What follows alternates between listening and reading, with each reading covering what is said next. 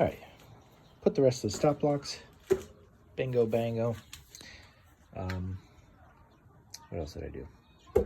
This is the insert. Put some cross pieces here just to kind of make it easier to set in and to hang when it's not in use. So, try to do this here one-handed.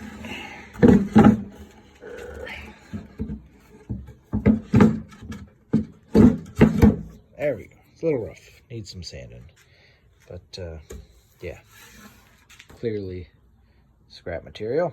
But, when it's not in use, it fits right there. So yeah. All I gotta do is sand it, finish it, and then, like I said, add the shelves.